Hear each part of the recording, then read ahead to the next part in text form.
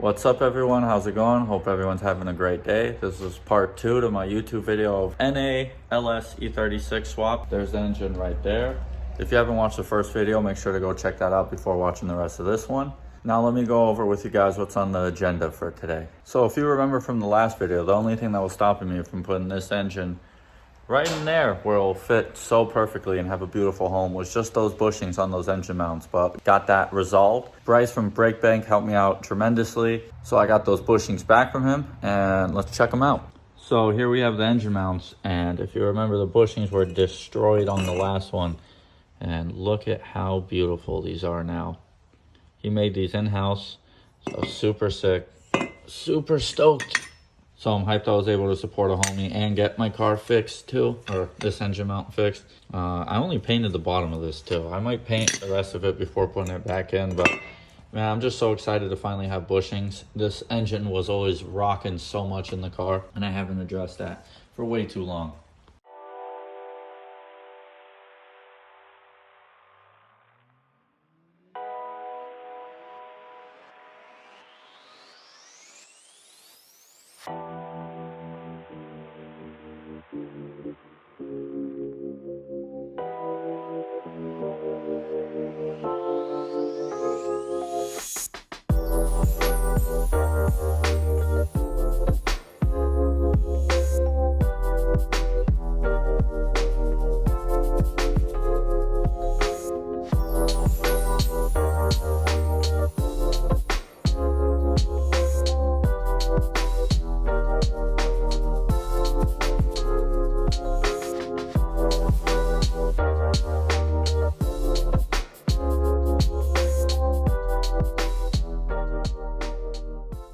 Alright guys, so I got the engine in, trans in. Huge milestone cross right now, really stoked with where we're at. Few things to consider. Kind of what I'm battling right now is tightening these engine mount bolts. If you guys know with the E36s, and correct me if I'm wrong, please let me know if anyone knows a different solution to this. But with LS swap E36s, the headers that you usually find, the steering shaft has to go through it. And the steering shaft on E36s aren't collapsible, so I have my rack out, so I could have slid it out. I currently went to a few parts stores. We couldn't find the spark plugs that I needed to put in this car. Obviously the spark plugs need to go in before those headers because they're a pain once the headers are in. And it just sucks because that's kind of like a stopping point that I didn't want to stop at. We're waiting on the plugs to put those things in. And then once the plugs go in, then I could finally get to the headers.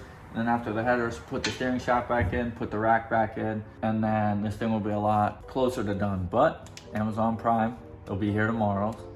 But unfortunately, that's probably going to be a stopping point for tonight. We're going to try to work around that the best we can. Once the trans mount is in, we got the engine hoist out the way, we're probably going to put the intake manifold on, some fuel lines, all this stuff, get as far as we can.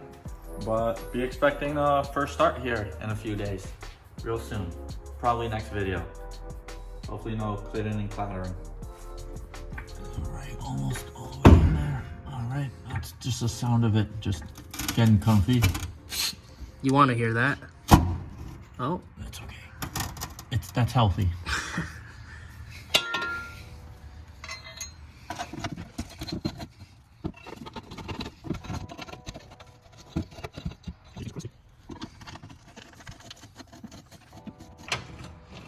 Probably can't see what we're doing, huh?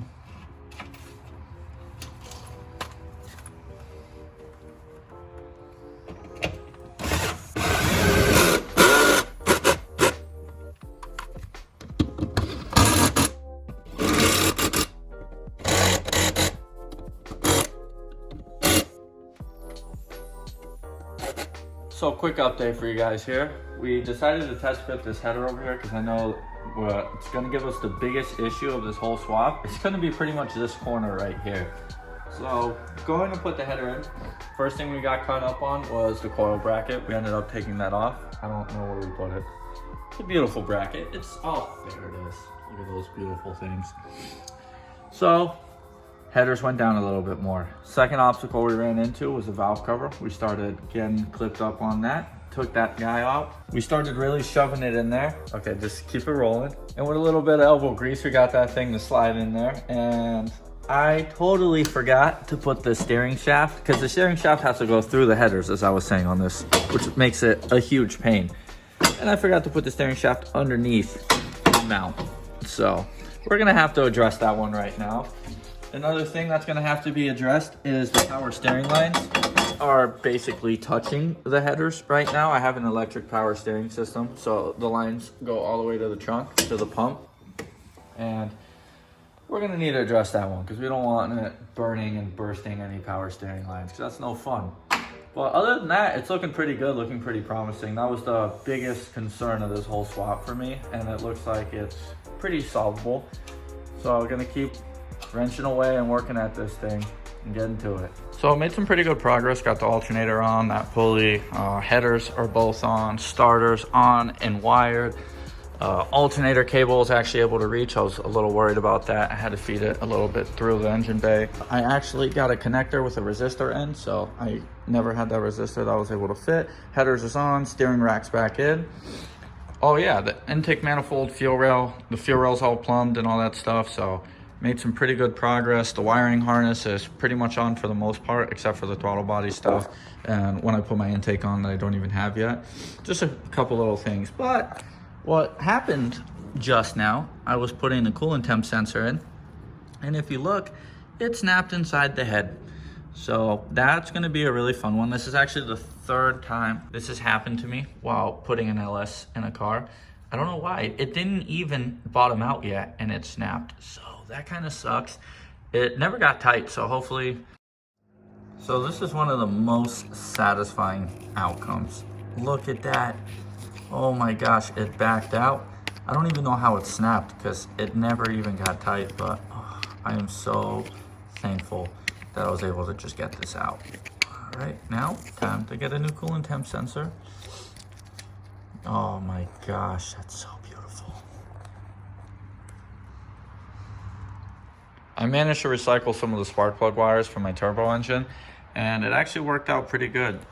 One or two of these boots is actually like this really nice, let me see if I can get it. Yeah, that really nice ceramic boot. That thing has been through so many engines, and it works great here. These headers are a little bit of a pain for spark plug wires. We got that to work. I had so many clearance issues with the power steering lines and the clutch line, and that's just something I made really quick. Not proud of it, but that was the only way that I could push that down away from the steering shaft. This side wasn't too bad. This side, the starter wire was really fun. If you look at it, I got it just floating in there. So it's not touching. See, it's not touching anywhere. We'll see how long that lasts. It's just a temporary fix just to get it running. Swap thermostat housings with my other engine, so I didn't have to remake my coolant line. I rewired a new connector for my coolant temp because that one broke. But other than that, there's really not too much left. Just a couple vacuum lines for do a little catch can setup. Put some oil in the engine, put some oil in the transmission, hopefully not forget that one. And yeah, put the radiator back in and she'll be ready to crank. So pretty close. Just waiting on a few parts and she'll be ready to rip.